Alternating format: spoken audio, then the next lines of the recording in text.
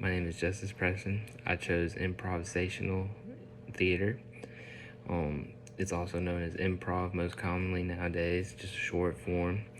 I chose the improv because when I was a kid, I watched the show Whose Line Is It Anyways, which started in 1998 and ended in 2006, which is a show where they usually had four comedians that were given a topic, would do improv skits on it on TV. Improv is when actors make stuff up as they go. There is no written out plan idea. Most improv is gone into with no plan, so the actors have to keep it going, build off each other, and create the show.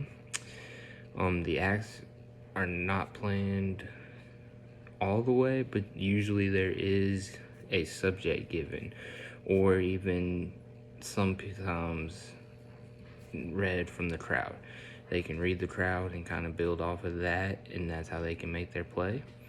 So improv is not, however, when actors just forget their lines and throw stuff in there. That's not improv. Improv is when you actually plan on not having lines written out or lines to remember.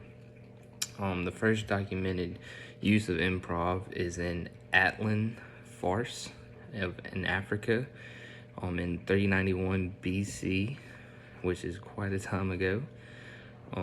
The best recommended improv theaters in the US that I found were the Second City in Chicago, Upright Citizens Brigade in New York, the Hollywood Improv in California, and then IO Theater also in Chicago.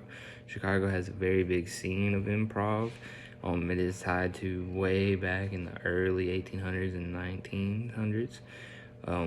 Just tons of improv going on there. A lot of famous improv people have been from there, wrote books. It's just a really big scene there.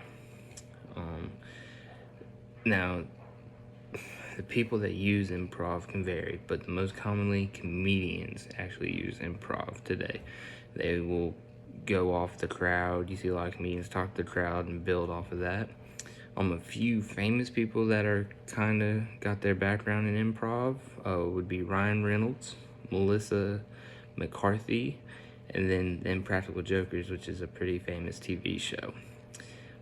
Some of the important rules of improv is say yes and. So that means always go along with your fellow actors and build on it. Also building on it is rule number 2 that I would say is important, is add new information to keep it going. Another very important rule is don't block, which means don't create a scenario where your fellow actors can't keep building and building. Kind of ruins the show. Be specific and add details. The more details, the better it is, and kind of get it going and building and building.